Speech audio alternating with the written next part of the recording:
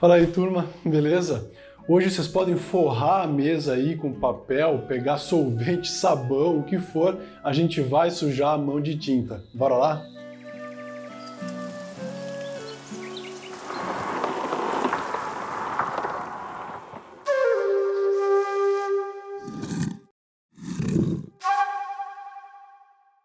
Então, bem-vindos a mais uma aula do curso Narrativas Gráficas Experimentais. Nessa, aula 3, onde nós vamos ver técnicas artísticas para preparação de fundos. Se você ainda não deu o joinha aí, por favor, ajuda a gente e liga o sininho para ficar ligado no que está chegando. Bom, agora que você já viu as outras aulas do curso e já entendeu mais ou menos como é que funciona essa virada de página no livro de artista, com materiais, com papéis e desenhos que você já tinha pronto, agora você vai começar a fazer uma coisa um pouco mais planejada. Ou seja, os experimentos dessa aula aqui você já pode direcionar para aquelas ideias iniciais que você teve no seu trabalho ou ideias que estão surgindo agora para o caminho que vai o seu livro.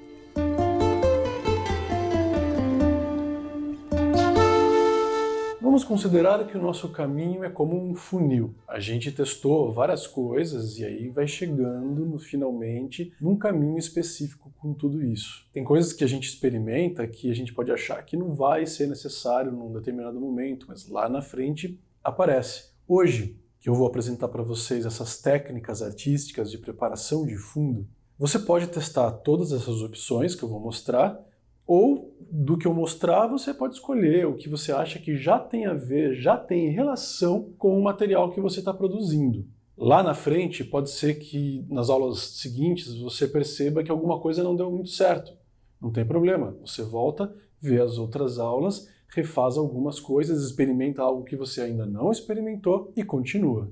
Se por acaso você ainda não decidiu qual que é o formato do seu livro, largo, comprido, enfim, quantas dobras, eu sugiro que esses exercícios que você vai fazer agora você execute em tamanho A3. Eu acredito que é um tamanho legal para dar uma margem e você poder pensar depois o que você vai fazer, qual é o formato desse seu livro. Vamos começar?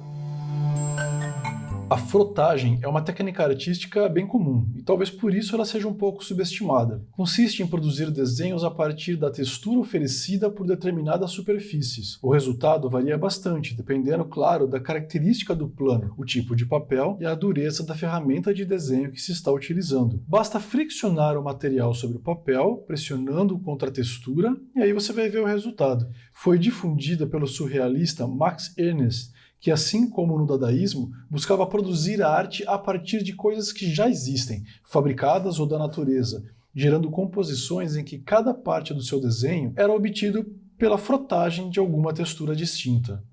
Utilizando o giz pastel oleoso, é possível realizar a técnica da raspagem. Consiste em primeiro aplicar no papel uma camada espessa de cores claras ou vibrantes e em seguida aplicar uma boa camada de giz pastel oleoso preto, ou uma cor bem escura, um azul escuro, um roxo forte. Então, utiliza-se qualquer material com ponta, palito, cabo de lápis, que seja, e desenha livremente sobre essa mancha escura. Você verá que a cor clara que está embaixo se destaca ao fazer o traço. Isso é possível com qualquer combinação de cores. Estas foram sugeridas porque geram mais contraste.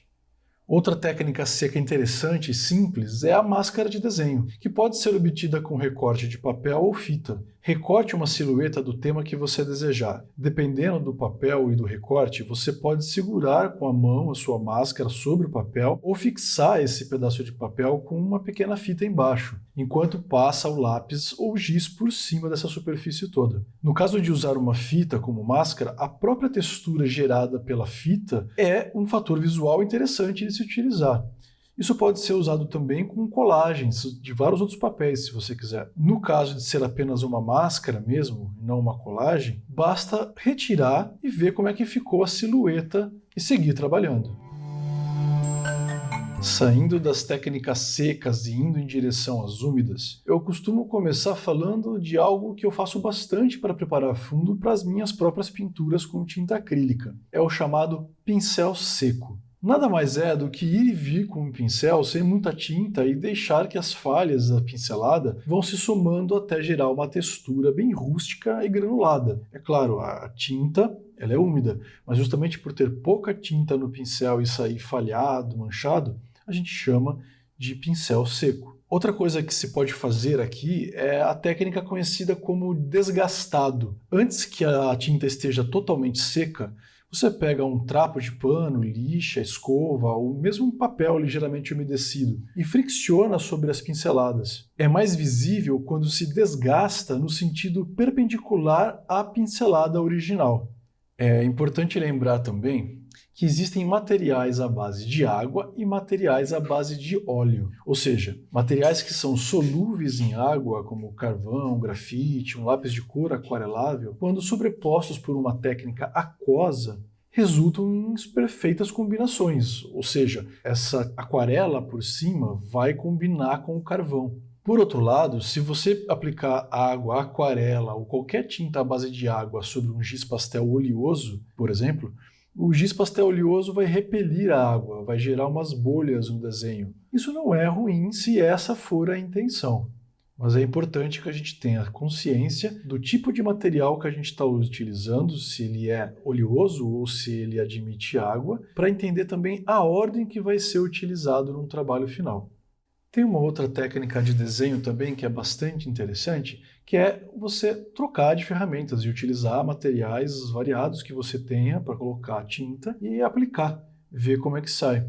Uma dessas ferramentas bem legal é um pincel de cerda em leque ou mesmo um garfo para simular o mesmo efeito, um garfo de cozinha comum. Você pode utilizar com qualquer líquido, nanquim, guache, aquarela e gera uns grafismos bem interessantes. Agora, tratando especificamente das técnicas úmidas. Uma opção clássica para fundos seria mergulhar o papel em uma bacia de água e, enquanto ele ainda estiver molhado, aplicar pinceladas generosas de qualquer tinta aquosa e deixar escorrer. Você vai notar que, dependendo da capacidade de absorção de água desse papel e do tempo que você deixou secar antes de você chegar com a tinta, essa tinta vai correr de um jeito diferente. Vale experimentar todas essas possibilidades. Esperar secar ou fazer imediatamente o papel estar bem úmido. É possível também utilizar uma tinta chamada Ecoline. É uma aquarela que ela já vem líquida em frascos e não em tabletes como uma aquarela comum. Nesse caso, é possível você utilizar água sanitária para abrir grandes clarões no meio da mancha de cor. Você também pode utilizar um pincel para poder desenhar com a água sanitária, né? Essas linhas vão sair brancas no meio da cor. E outros respingos que você pode fazer, de repente, com uma escova de dente ou qualquer outra coisa que possa gerar manchas da água sanitária abrindo claros nas manchas de cores. Tanto no Ecoline como na aquarela comum, você pode realizar boas aguadas que ocupam grandes áreas. Quanto melhor for o papel, por exemplo, um papel profissional 100% algodão, a transição das cores pode ser suave. Contudo, se você utilizar um papel grosso comum, que não é de algodão, você vai perceber a formação de rugas próprias desse papel, principalmente nas áreas onde acumula muita água e esse papel dobrou, amassou. Eu não vejo isso como uma falha, normalmente eu busco isso como uma linguagem. Ainda assim, se queremos mais irregularidades na superfície, podemos usar sal grosso, enquanto a folha ainda estiver úmida. Cada um desses cristais vai puxar a água para si e, quando estiver bem seco, pode gerar pontos brancos ou pontos escuros, depende de como aquela água acumulou ali. Ainda há a possibilidade de aplicar álcool líquido sobre essa cor. Ele vai abrir clarões mais intensos do que se usasse água, por exemplo. Sabe aqueles desgastados com pincel seco e bucha que a gente fez? Pois bem, depois de deixá-los secar bem durante o dia, é possível fazer uma outra técnica chamada desgaste úmido com nanquim. Certifique-se de que a tinta acrílica ou guache realmente secaram. Pinte a folha toda de nanquim, por cima mesmo do que você já fez em cor. Espere alguns minutos para que esse nanquim fixe bem na folha, ou pelo menos algumas partes, tá? Então, leve essa folha na água e lave sem dó, embaixo de uma torneira mesmo. Irá perceber que as áreas onde o nanquim ainda não se fixou vão começar a se soltar aos poucos. Você pode ir ajudando, direcionando o desgaste para onde você quer, assim com os dedos, levemente para não rasgar a folha. O resultado é uma textura bastante rústica e sugestiva. e muito bom para fundos. Deixa secar então depois, na sombra de preferência, e depois que o excesso de água já tiver ido, você pode pressionar essa folha assim no meio de livros para que ela não enrole e fique plana. Há também a técnica conhecida como marmorização. É uma técnica que você obtém manchas com pouco controle da ação humana e um efeito que lembra bastante a superfície de um mármore. Neste caso, utiliza-se tinta esmalte, pode ser a comum ou de artesanato. Prepare uma bacia de água, de preferência uma que tenha o tamanho aproximado da folha de papel que você vai utilizar. Deposite os fios e gotas de esmalte sobre a superfície da água, com cuidado, para que a gota não pese e afunde, acumulando no fundo da bacia. É possível realizar várias combinações e brincar com os fios coloridos aí na superfície. Então, bem devagar e no canto da bacia, insira a folha de papel na água e preste bastante atenção se as gotas e linhas já estão aderindo ao papel e levando em consideração também o caminho de entrada que você está fazendo e o caminho de saída dessa folha de papel, para não prejudicar o desenho que está se formando. Mantenha a folha secando por alguns dias. Mais uma técnica fácil que sugiro a vocês é uma monotipia simples, já dando aqui um gostinho do que virá na aula que vem sobre processos de impressão artesanal. Nesse caso aqui, eu coloquei uma imagem sobre uma lâmina de vidro para ter uma referência visual simplesmente, mas eu poderia colocar qualquer imagem ou imagem nenhuma e desenhar de cabeça, não tem problema. Sobre o vidro, eu posso trabalhar com qualquer material, qualquer tinta, mas é preciso levar em conta o tempo de secagem dessa tinta escolhida. Por exemplo, se eu manchar com tinta acrílica, eu tenho que fazer todo o trabalho muito rápido, pois essa tinta seca rápido e nada vai aparecer na minha impressão depois. Mas agora, num grau de secagem, assim para falar, na sequência, a gente pode utilizar de repente uma aquarela espessa, um guache, e depois disso, assim, com um longo tempo de secagem, dá para usar a tinta esmalte, a tinta a óleo ou a tinta de estilografia mesmo. A ideia da monotipia é fazer uma mancha única, mas dependendo da sobra de tinta sobre o vidro, ainda é possível tirar mais uma ou duas cópias irregulares, ou seja, cópias assim bem diferentes umas das outras. Esta técnica pode ser usada para texturas abstratas, não obrigatoriamente para desenhos figurativos. Você pode ir lá jogar a tinta da forma como você quiser, aplicar o papel que você achar mais adequado e ver o resultado da mancha que vai surgir ali.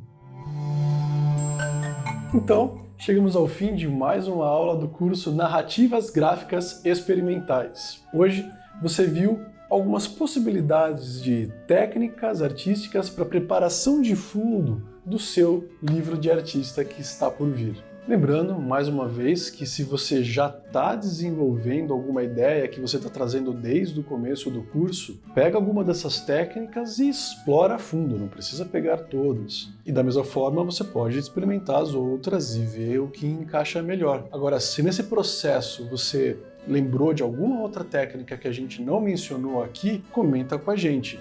Nesse tempo de vídeo não dá justamente para a gente colocar todas as técnicas que existem, e nós sabemos que existem muitas. Então, se você tem alguma sugestão para a gente, pode colocar aqui no comentário, por favor. Se você é algum dos alunos que já está inscrito no período que esse curso está sendo feito, utilize os canais que a gente disponibilizou de sala de aula e grupos para comentar com a gente se você teve alguma outra ideia ou algum resultado que você obteve. E se você é novo por aqui, está chegando agora e está gostando do que está vendo, acesse as nossas redes sociais e comenta com a gente o que é que você está achando. As redes estão aparecendo aqui agora.